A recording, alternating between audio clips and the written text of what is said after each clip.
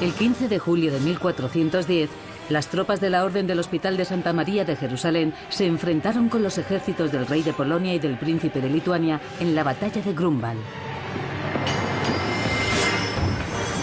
Esta batalla, que ha permanecido grabada en la memoria popular alemana como la batalla de Tannenberg, anunciaba el principio del fin de una de las órdenes de caballería más poderosas del fin de la Edad Media, los caballeros teutónicos.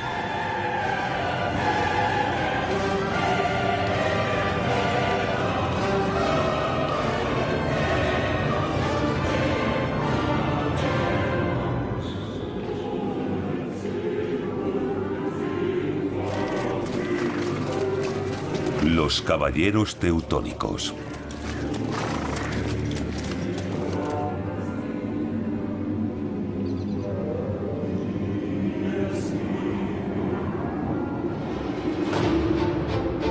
El nacimiento de la Orden de los Caballeros Teutónicos está ligado a la historia de las cruzadas, cuando los papas apelaron a los fieles a reconquistar los lugares santos que habían caído en manos musulmanas.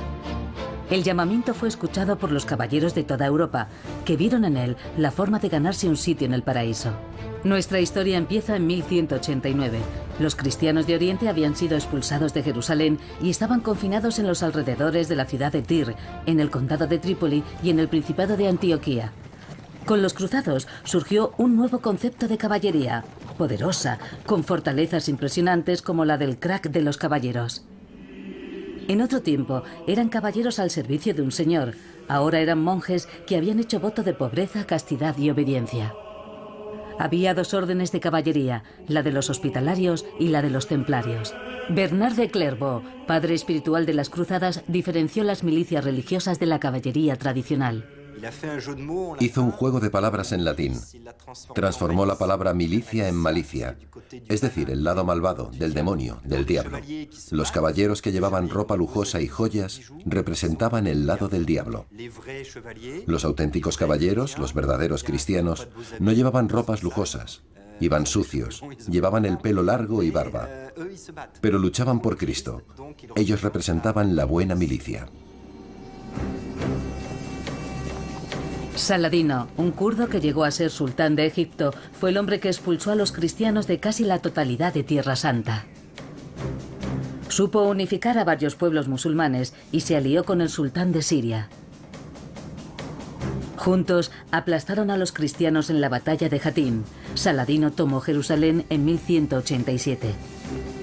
El Papa lanzó la tercera cruzada para liberar la ciudad santa. Algunos caballeros cristianos que habían escapado con Guido de Lusignan intentaron sitiar San Juan de Acre, el mayor puerto de la zona. Sin conexiones regulares con Europa, la situación de los cruzados que sitiaban la ciudad no era muy buena. Las condiciones en el bando de los caballeros eran muy duras. A las dificultades del invierno se sumaban el hambre y las enfermedades. Todo eso hizo que el ejército de la Orden Teutónica estuviese enfermo, debilitado y hambriento. En los ejércitos de la Edad Media no había servicio sanitario. Los enfermos y heridos eran curados en hospicios creados por buenos cristianos que, preocupados por la salud de su alma, se ocupaban de los heridos. Algunos de esos cristianos eran comerciantes de Bremen y Lübeck. Utilizaron las velas de sus embarcaciones para organizar un improvisado hospital delante de las murallas de la sitiada San Juan de Acre. Así surgió una hermandad de lengua alemana, a partir de la cual nacería la Orden de los Caballeros Teutónicos.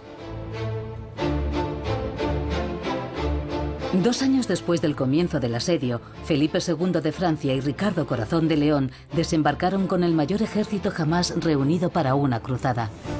Pese a su rivalidad, ambos reyes se aliaron y consiguieron tomar la ciudad. Las tropas de Federico I Barbarroja se dispersaron tras un largo viaje por tierra.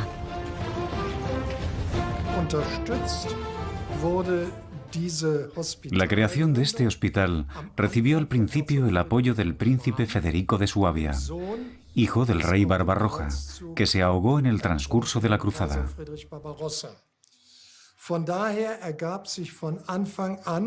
Así que desde el principio existió una estrecha relación con el Imperio alemán y con la corte de los Hohenstaufen.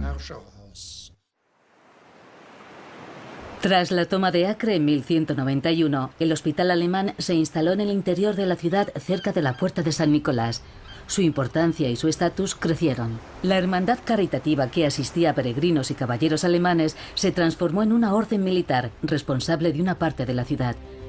En 1198 eligieron a un gran maestre, Heinrich von Walpott.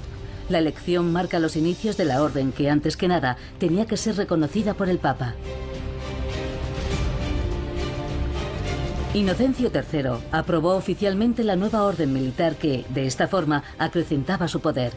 Seguía el modelo de los templarios en cuanto a las reglas religiosas y militares y el de los hospitalarios en lo relativo al cuidado de los enfermos. Como todos los cruzados, se reconocían por la cruz que lucían en su manto blanco.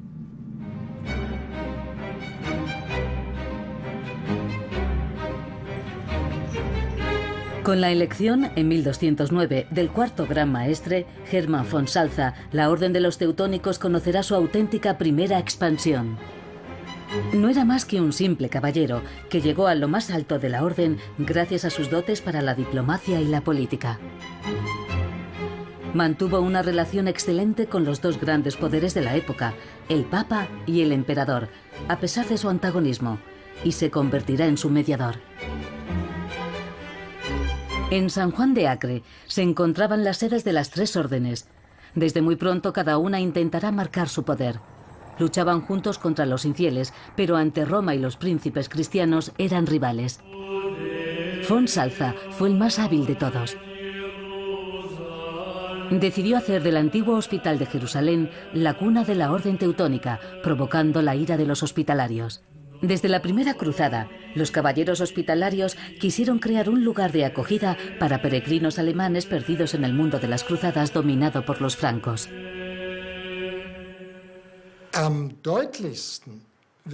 El conflicto entre las diferentes órdenes religiosas alcanzó el paroxismo con la excomunión del emperador Federico II durante su cruzada.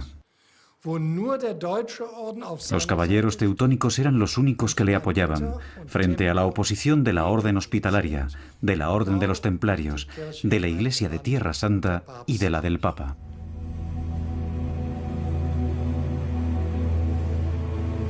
Federico II destaca entre los príncipes que habían partido a las cruzadas. En febrero de 1229 recupera Jerusalén sin combatir, gracias a las negociaciones mantenidas con Al-Kamir, sultán de la ciudad. Valiéndose de su triunfo, fue coronado rey de Jerusalén en la iglesia del Santo Sepulcro. En la ceremonia, la orden de los caballeros teutónicos ocupaba las primeras filas. Hermann von Salza le disuadió de utilizar elementos religiosos en la ceremonia de coronación, porque sabía que tal comportamiento por parte de un emperador excomulgado habría deteriorado aún más las ya de por sí tensas relaciones que mantenía con el Papa Gregorio IX. Jerusalén volvía a ser cristiana y Federico II había demostrado que los cristianos de Oriente podían defender su permanencia en Tierra Santa sin utilizar las armas. Pero al cabo de unos días abandonó Jerusalén dejando a los cristianos de Oriente sin ninguna autoridad real, presa fácil de las rivalidades entre los caballeros de los diferentes reinos. Para von Salza era necesario proteger su orden de los conflictos que se avecinaban.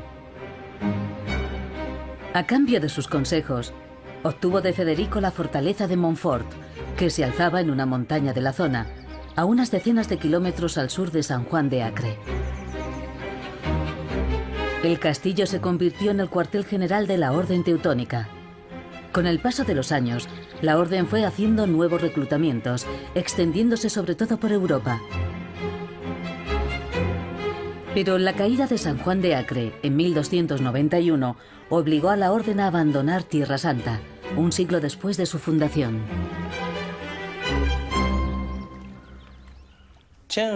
Las actividades de la orden iban adquiriendo relevancia y se desplazaban progresivamente fuera de Tierra Santa.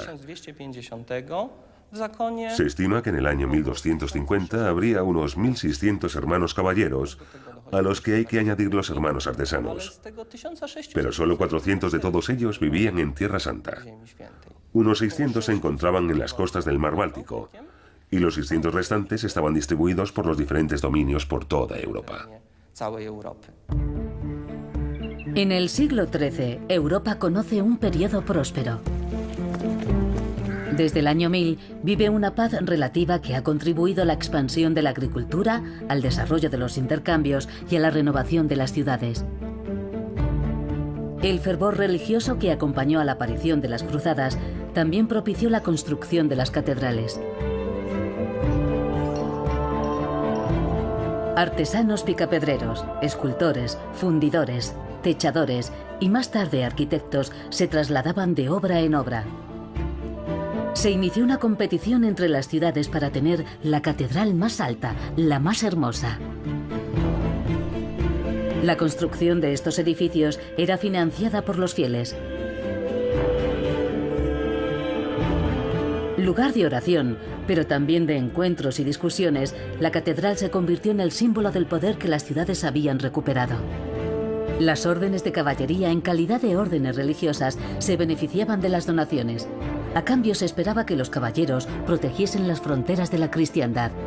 Al este, algunas tribus nómadas procedentes de Asia hacían incursiones con regularidad y al sur estaba la amenaza árabe. En este contexto, a Hermann von Salza se le ocurrió la idea de fundar un auténtico estado religioso regido por caballeros siguiendo las reglas de la orden. La táctica seguía siendo la misma. Consistía en prestar apoyo a pequeños territorios cristianos en guerra contra los vecinos paganos. De este modo, los teutónicos invadían territorios paganos donde luego impondrían su propia soberanía. La ocasión llegó en 1211, cuando el rey de Hungría, Andrés II, llamó a los caballeros teutónicos para ayudarle a defender las fronteras orientales del reino de los cumanos, unas tribus musulmanas de origen turco. Venían de las montañas y hostigaban a la población de Transilvania.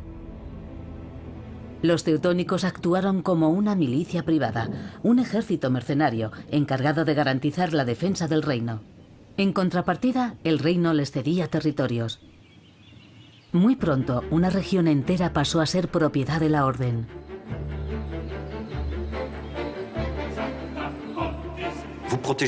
Vosotros protegéis mi frontera y a cambio yo os doy un pedacito de mi reino.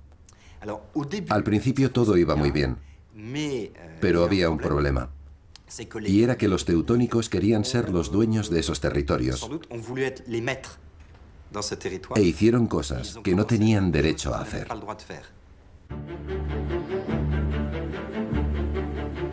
Los teutónicos, caballeros aguerridos y organizados, levantaron fortines en el territorio para garantizar la seguridad.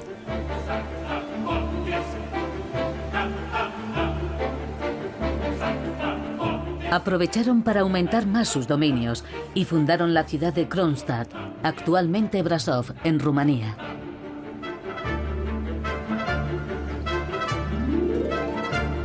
Utilizaron piedra para asegurarse la continuidad de su obra. Sin embargo, la piedra era un material reservado a los edificios del poder real.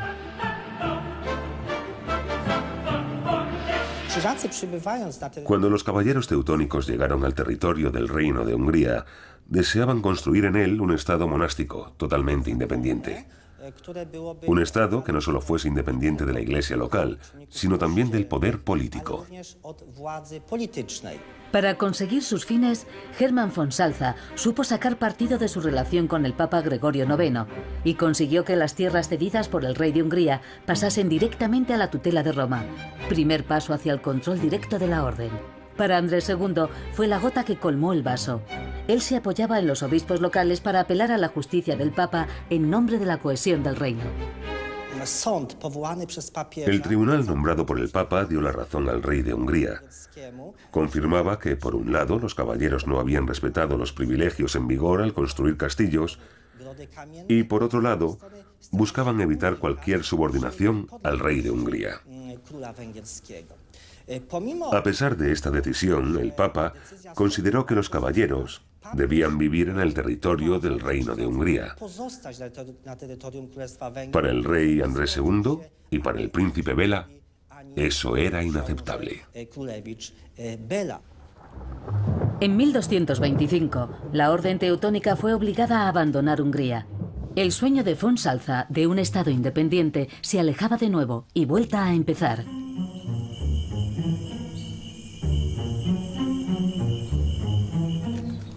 Los campesinos y mercaderes fueron ocupando los edificios abandonados por los caballeros. Las comunidades lugareñas y los consejeros municipales de las ciudades mantuvieron una red de grandes terrenos fortificados única en Europa. Pero a los caballeros teutónicos se les presentó una nueva oportunidad de adquirir nuevos dominios. En todo este tiempo, Polonia se había ido debilitando por las divisiones internas y por las incursiones en el norte de los ejércitos paganos de origen prusiano. Al igual que anteriormente el rey Andrés de Hungría, el príncipe Konrad de Masovia necesitaba un ejército que garantizara la seguridad de su principado. Soñaba con reunificar Polonia e instalarse en Cracovia, capital histórica del reino. Lo que les interesaba a los príncipes polacos de la época era Polonia.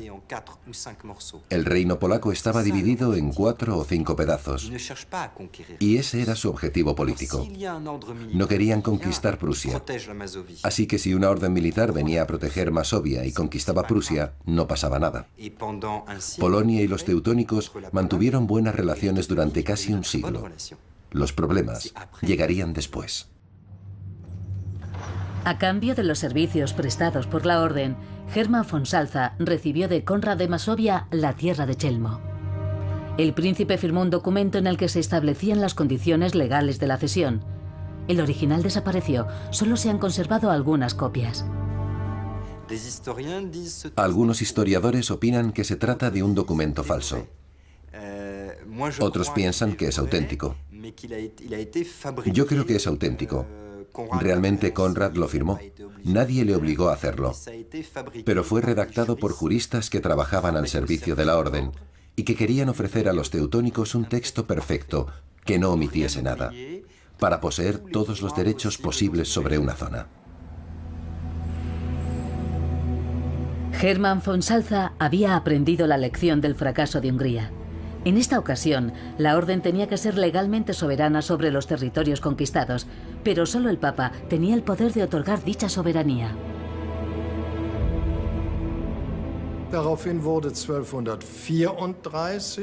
En 1234, mediante un decreto firmado en Rieti, el Papa concedió a la orden ese privilegio. Más tarde, en 1235, Federico II del Sacro Imperio promulgó la Bula de Oro, un documento oficial que lleva un sello dorado.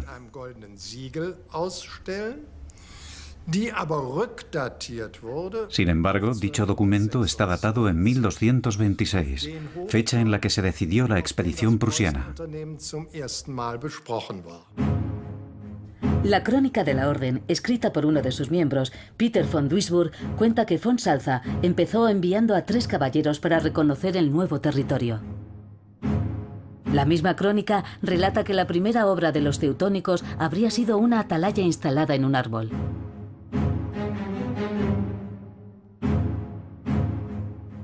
Lo que sí es seguro es que casi al final de su vida, von Salza vio cumplido su sueño de otorgar a la orden un territorio que gobernar. Construyeron varias fortificaciones a lo largo del Vístula. De este modo tenían una base de partida para sus conquistas y luego una línea para poder resistir a los ataques de las fuerzas prusianas. Cuando llegaron al mar Báltico, se dirigieron hacia el este. Siguieron la costa báltica, en donde también construyeron fortalezas desde Valga hasta Königsberg. La orden se extendía sobre todo el territorio de Prusia.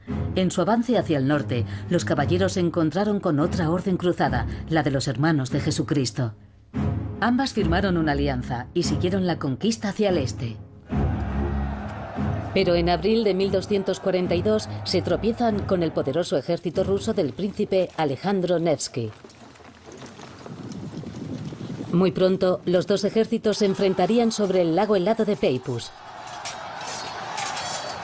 El héroe de la batalla fue el príncipe Alejandro Nevsky, que se convirtió en un personaje mítico. El director soviético, Eisenstein, lo magnificó en una película encargada por Stalin.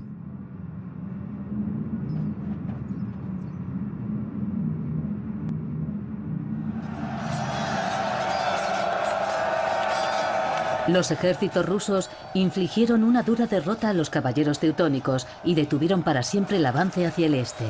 A la orden teutónica no le quedaba más remedio que desplegarse por el oeste, al norte del reino de Polonia, que bajo el impulso del príncipe Ladislas Łokietek recuperaba poco a poco la unidad. Como signo de la nueva era, el príncipe Ladislas se instaló en el castillo de Wawel, en Cracovia, cuna histórica de los reyes de Polonia.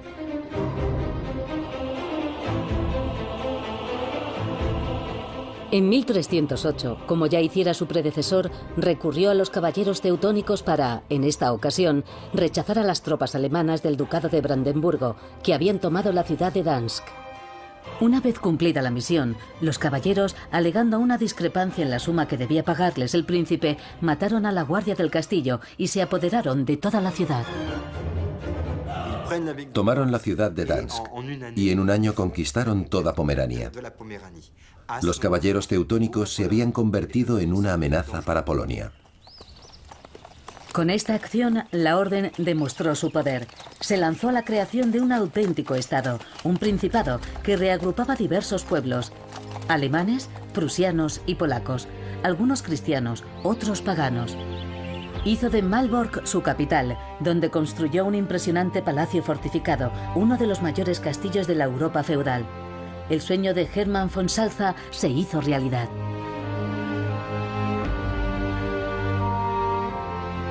En el siglo XIV, los caballeros teutónicos impusieron a las poblaciones locales un estado de una naturaleza política inédita. El gran maestre, el Hausmeister, encabezaba la jerarquía, pero su poder estaba lejos de ser absoluto. Elegido de por vida por un consejo de 13 electores, el gran maestre era el jefe de la orden teutónica.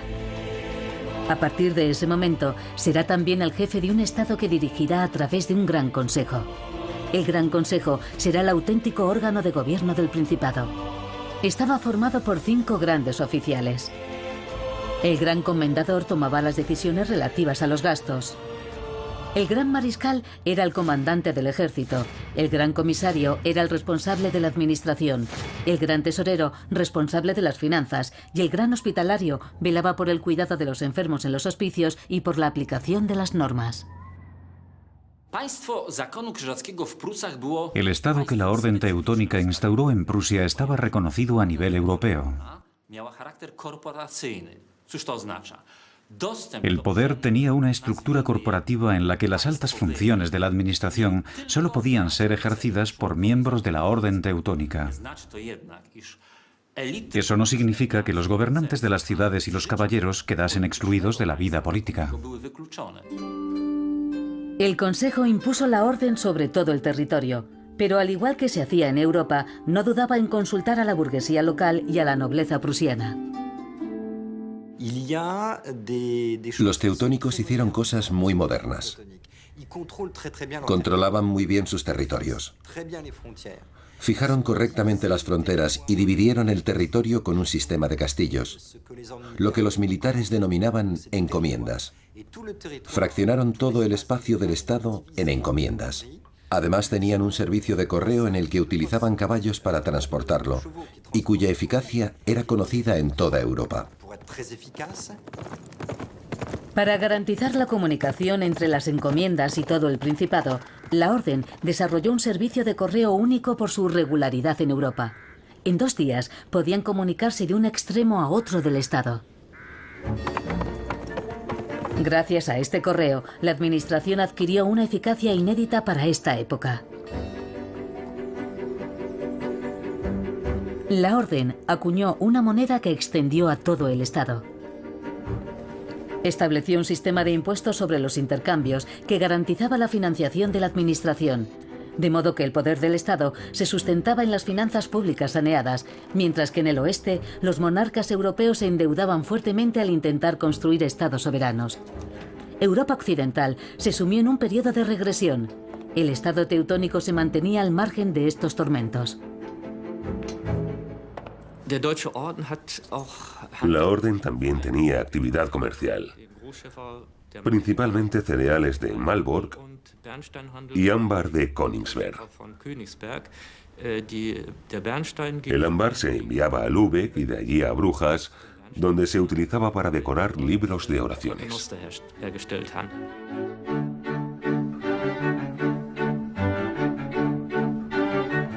Las ciudades del Principado eran miembros de la Liga Hanseática, una asociación de ciudades comerciantes. Al lado de la orden, los mercaderes prusianos intercambiaban cereales y madera por toda Europa hasta Flandes y por el Mediterráneo. Se desarrolló una burguesía urbana por todo el territorio. Dansk se convirtió en el mayor puerto del Báltico. En esta zona, que comprende miles de lagos, el pescado era abundante y estaba presente en todas las mesas, pero también había fruta y especias exóticas. Se desarrolló el arte culinario, los platos de carne y de caza se sofisticaron. Cuenta la leyenda que el único delito conocido en este estado fue cometido por unos cocineros que agujerearon el techo de su cocina para acceder a la caja fuerte de la orden.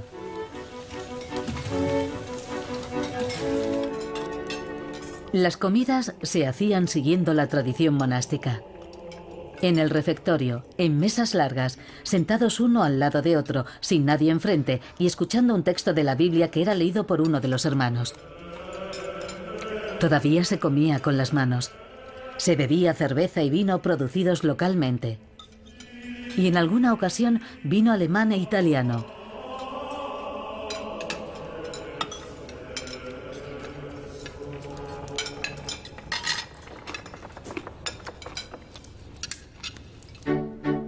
Los caballeros demostraron mucho ingenio en la concepción de los edificios. Idearon un sistema de calefacción por circulación de aire caliente en el interior de los suelos. Se preocuparon por el flujo de las aguas limpias y residuales y concibieron un original sistema de aseos. Un diablo, haciendo sus necesidades, indicaba la dirección de los aseos situados de forma que no perturbasen el bienestar de sus ocupantes. La preocupación por la higiene es otro rasgo inusual en aquella época. Vemos cómo las fortificaciones se parecen mucho entre sí. No es por casualidad. El gran maestre de la orden quería que su poder se contemplase en todas partes. Enseguida, cada burgo poseerá un castillo que acogerá a los caballeros y donde se ubicará la administración. Los castillos normalmente tienen 4 alas independientes con torres con ángulos y una quinta torre más elevada, como una especie de torreón. Los tejados están concebidos de forma que sobresalen de las fachadas y así dificultar la toma del edificio.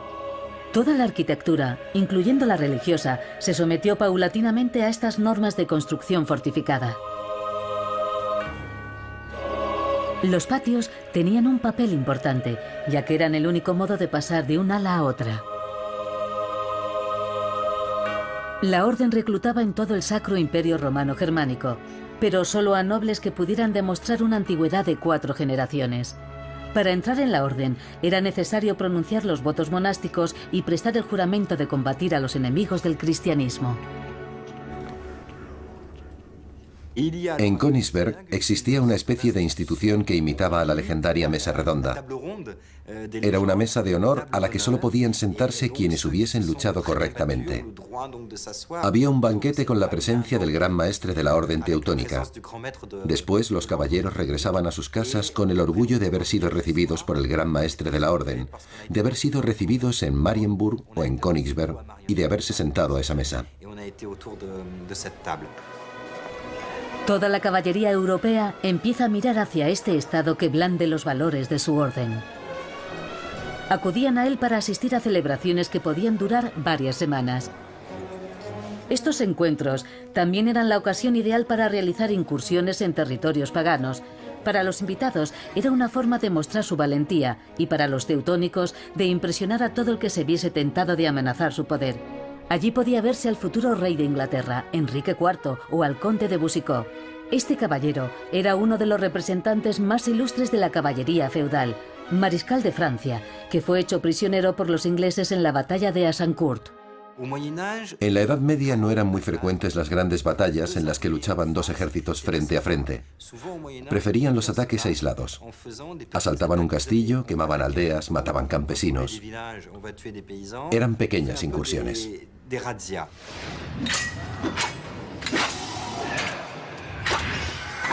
La Orden también acogía a quienes buscasen hacer penitencia por sus malas acciones. Podían luchar contra los paganos del norte al lado de los caballeros de la Orden.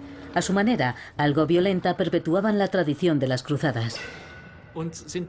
En verano, cuando se secaban los ríos, o en invierno, cuando se helaban, tenían por costumbre salir de Ragnit hacia tierras llamadas salvajes en una expedición de 2 o 3 días. Iban a Lituania, donde realizaban saqueos. Lo más complicado era llevar el botín, las personas y el ganado a Königsberg o Ragnit lo más rápido posible para evitar que las tropas lituanas pudieran alcanzarles. Pero en 1386, un acontecimiento cambiará por completo la relación entre los caballeros y sus vecinos. El gran cronista polaco Jan Długosz nos relata la historia.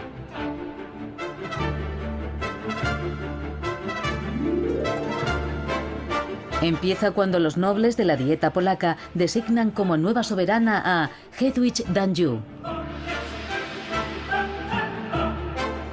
En julio de 1386 se casa con el príncipe Ladislas Jagellon, soberano de la cercana Lituania, designado también rey por los nobles del país. Por esta boda, Lituania se convirtió al catolicismo y entró en el concierto de las naciones cristianas. Cuando se lucha contra paganos no hay ningún problema. Pero si se hace contra cristianos es más difícil de justificar. Los teutónicos siguieron con la guerra contra los lituanos y alegaron que Jagellon no era un auténtico cristiano, solo fingía serlo. También acusaron al príncipe Vítor y a los príncipes de la región de tratar con paganos y afirmaron que no eran cristianos de verdad, así que tenían derecho a seguir con las guerras. En 1409 estalló una insurrección en un territorio lituano cuestionado por la Orden. Lituania, que se acababa de convertir al cristianismo, no dudó en apoyar la revuelta por un territorio que consideraba suyo. Polonia prestó un discreto apoyo a su nuevo aliado lituano.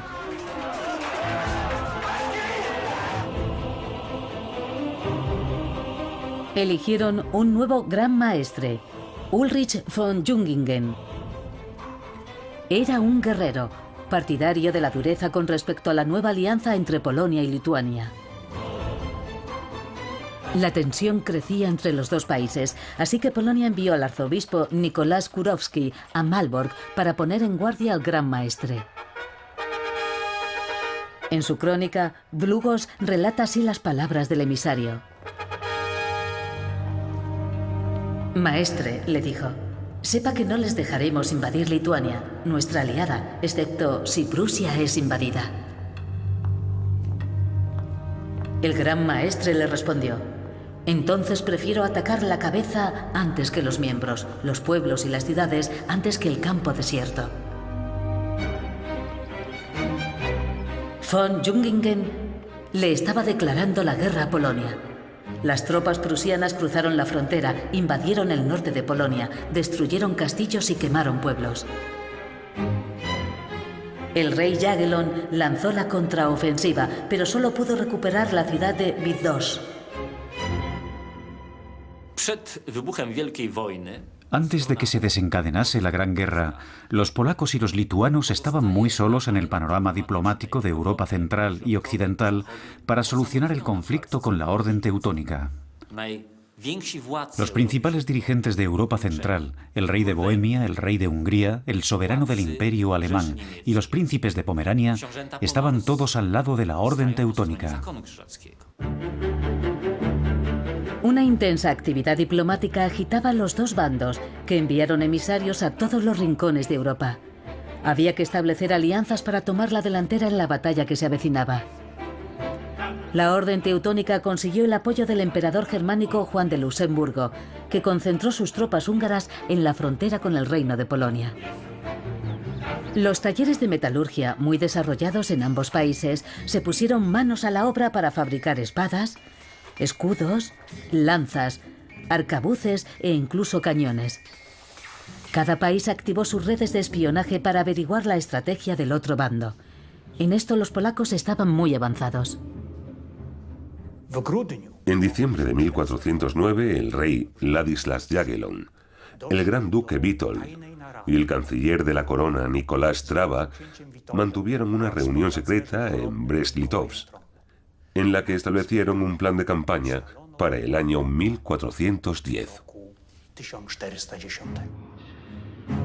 El plan preveía varios ataques simultáneos de las tropas polacas y lituanas en distintos puntos del territorio prusiano. El objetivo era impedir que el ejército de la Orden descubriese cuál era el blanco principal de la maniobra: la fortaleza de Malbork, el centro de la Orden y de su gobierno. Pero para conseguir su fin, los aliados polacos y lituanos tenían que asegurar la unión de sus diferentes tropas y cruzar el río Vístula.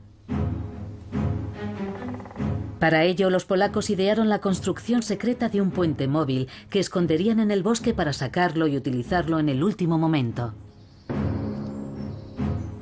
Un ingeniero adelantado a su tiempo, el maestro Jaroslav, trabajó durante todo el invierno y diseñó un puente de 500 metros de largo capaz de garantizar el pasaje de 20.000 caballeros.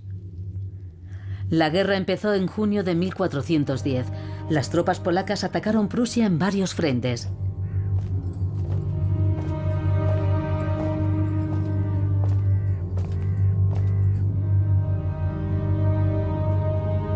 El gran maestre, que no se lo esperaba, asistía impotente al primer ataque del que todavía no entendía la estrategia. Los exploradores le informaron de que el enemigo había cruzado el Vístula. Comprendió entonces que el objetivo final de los polacos era Malbork, en el corazón de su estado. Jan Długosz lo relató así: el rey de Polonia, después de alcanzar el Vístula con su ejército y todas sus máquinas de guerra, lo cruzó a través de un magnífico puente que descansaba sobre un barco. El gran maestre decidió enviar a sus caballeros y a sus cañones a la batalla.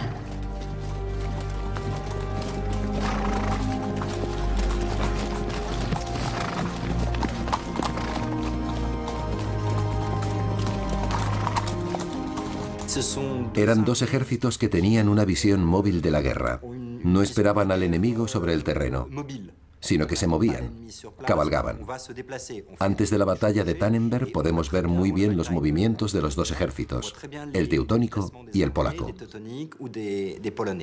Ambos ejércitos desarrollaron una auténtica guerra de movimientos. Los polacos seguían su plan. Una vez reunidas las tropas, se dirigían a Malbork, pero antes tenían que cruzar el río Beka. Los caballeros teutónicos fueron muy previsores.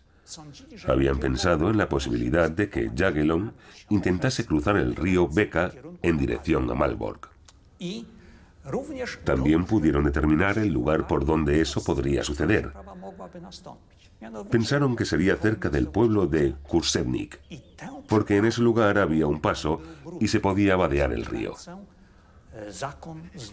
Así que los caballeros habían reforzado la vigilancia en junio, antes de que empezase la guerra. La crónica cuenta que al llegar al río Beka, la avanzadilla polaca descubrió por casualidad los puestos de vigilancia teutónicos. Comprendiendo que los caballeros teutónicos le impedirían cruzar el río, Jagellon decidió cambiar de plan. Volvió sobre sus pasos con todo el ejército y en una maniobra relámpago se hizo con la ciudad de Dąbrówno.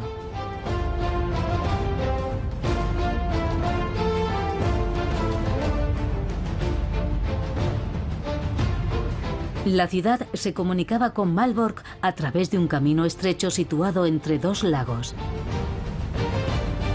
En la batalla para tomar la ciudad se declararon una serie de incendios que dificultaron la travesía. El resplandor del fuego alertó al ejército teutónico de la posición del ejército de Jagellon. El gran maestre decidió entonces mandar sus tropas al encuentro.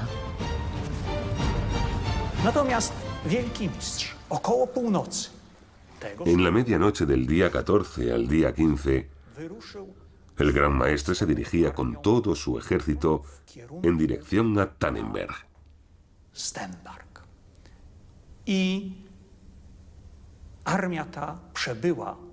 El ejército recorrió unos 24 kilómetros y a las 8 de la mañana estaba muy próximo a las tropas polacas que se encontraban descansando.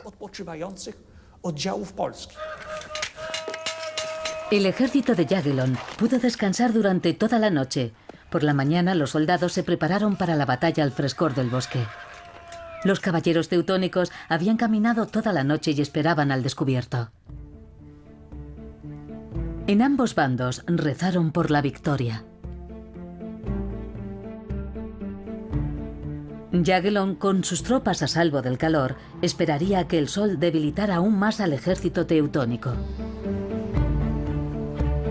Fue la mayor batalla que jamás haya conocido la Europa cristiana. En la llanura de Grunwald había 20.000 caballeros polacos más 10.000 lituanos contra casi 20.000 caballeros de la Orden.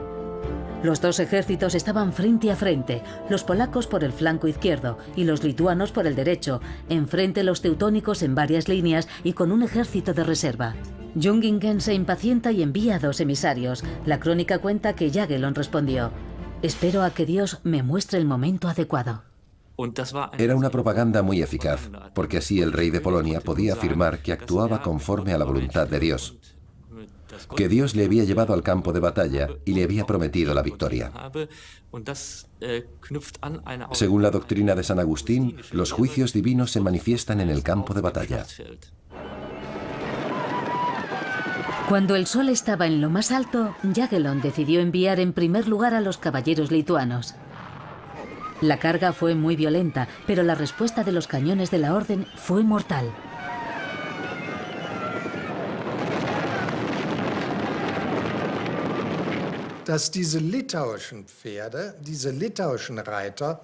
Como los caballeros lituanos salieron antes y se reagruparon después, en un primer momento los caballeros teutónicos pensaron en una huida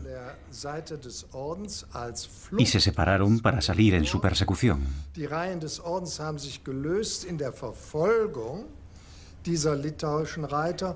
El ejército polaco y el ejército lituano aprovecharon la circunstancia para atacar por el centro.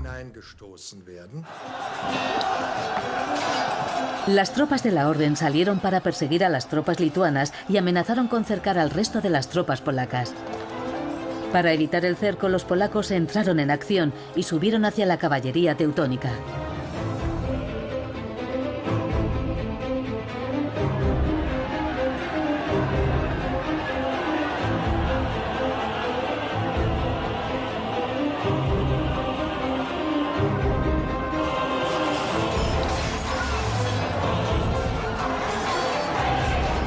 El choque fue muy violento. Los teutónicos se hicieron con la bandera polaca y cantaron victoria.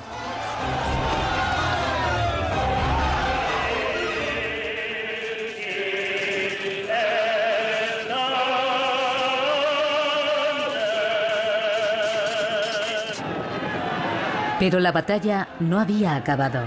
Asalto tras asalto, los caballeros polacos recuperaron terreno y su bandera.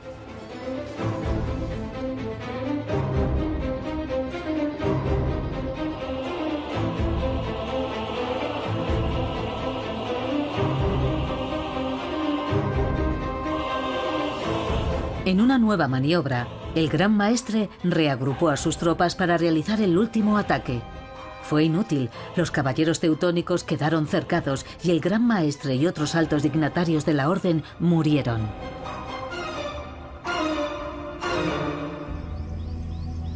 Un mensajero salió a anunciar la derrota del ejército teutónico a la ciudad de Malbork, que estaba indefensa, sin soldados ni armas.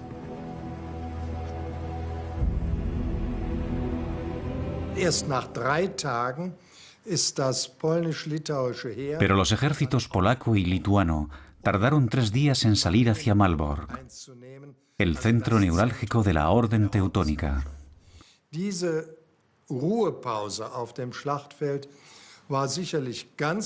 Así que la Orden aprovechó todo este tiempo para reforzar Malbork y reunir tropas con las que poder hacer frente al asedio. Los soldados que habían escapado iban llegando poco a poco a la ciudad. Un general del ejército teutónico destacado en otro frente, Heinrich von Plauen, fue llamado a la capital. Ante tal desastre del ejército, se hizo con el mando.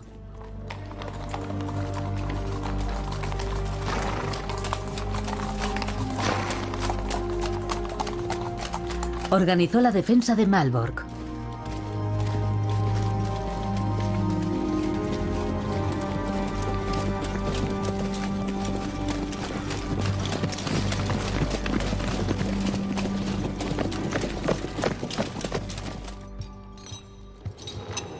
Esa noche llegaron los primeros soldados polacos. Se inició una batalla a los pies de la muralla.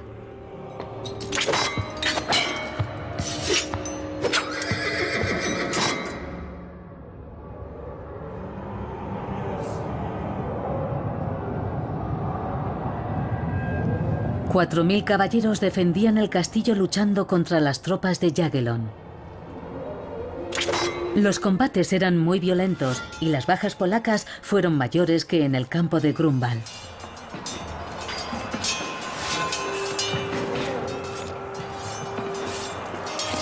Dos meses más tarde, los polacos levantaron el sitio.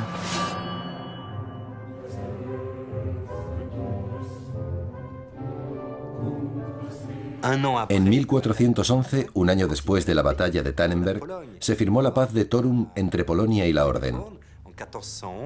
Las condiciones impuestas a los teutónicos no eran muy duras. Tenían que pagar una multa y entregar algunos territorios, pero no todos los que los polacos hubieran querido. Esto demuestra que hubo una derrota importante, pero Polonia no tenía la fuerza necesaria para imponer a la Orden una paz más dura. Al final, podríamos decir que se trató de una paz casi por compromiso. Poco importan los ajustes territoriales. La realidad era que el Estado teutónico se había vuelto vulnerable rodeado por el reino de Polonia y Lituania. En noviembre de 1414, el emperador germánico convocó el Concilio de Constanza para poner fin al cisma que dividía la Iglesia de Occidente. Los obispos también tenían que decidir sobre la diferencia territorial que enfrentaba a teutónicos y polacos. Cada bando hizo valer sus argumentos. Jan Falkenberg, un monje dominico que representaba a la orden teutónica, acusaba al rey de Polonia de no comportarse como un soberano católico. La acusación era grave y provocó la reprobación de una parte de los obispos. Intervinieron los jueces de la Inquisición y Jan Falkenberg fue condenado por considerar que sus palabras eran difamatorias. Fue un fracaso para los teutónicos y su diplomacia. En febrero de 1454, la Confederación Prusiana organizó un levantamiento contra la Orden Teutónica. Un levantamiento que terminó con un éxito brillante. La mayoría de los castillos teutónicos pasaron a manos de los burgueses o de los caballeros prusianos. El rey de Polonia, Casimir Jagiellon, no tuvo ningún temor en aceptar la oferta de los estados prusianos e incorporar el estado teutónico al reino de Polonia.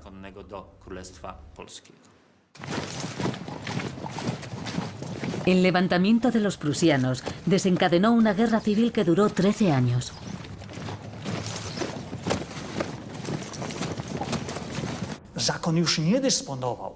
La orden ya no disponía ni de medios económicos ni militares y no podía pagar el sueldo a los checos ni a los silesianos que trabajaban a su servicio.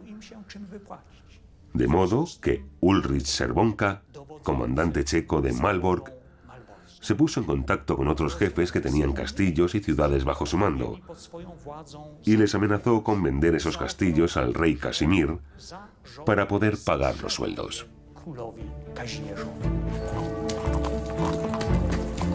En 1457, el Gran Maestre tuvo que vender su castillo para poder pagar a los soldados que había contratado para defender el poco poder que le quedaba. Tuvo que resignarse a abandonar Malbork, que después de todo nunca fue invadida.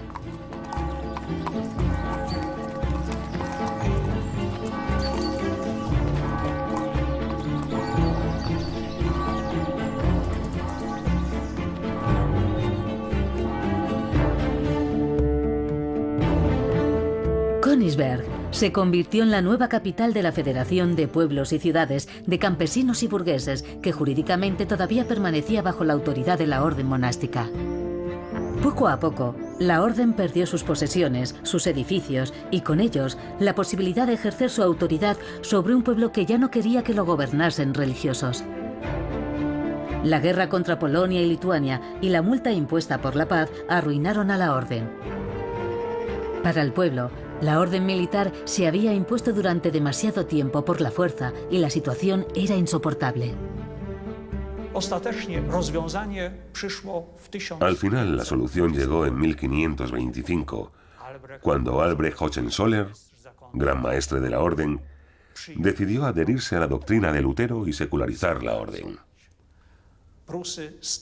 Prusia se convirtió en un estado luterano y el príncipe Albrecht reconoció la supremacía de la corona del reino de Polonia y a partir de ese momento le rindió vasallaje.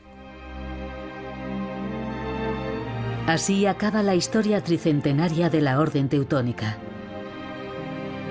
La Orden volvió a dedicarse a la labor para la que había sido creada, la caridad. En la actualidad, algunos hombres siguen practicando este ideal. La verdadera caballería no la determina la espada de combate, sino el compromiso con Cristo Rey, la protección y la defensa de las víctimas oprimidas, despreciadas y de los necesitados. Es la actitud de los hermanos, hermanas y familiares de la actual Orden Teutónica, siempre fieles al lema de ayudar y curar juntos. El principado que los teutónicos gobernaron durante más de 2 siglos se convirtió en la cuna del Estado prusiano. La agitada historia de la Orden se convirtió en mito y ha sido reivindicada por los nacionalistas eslavos y alemanes sucesivamente.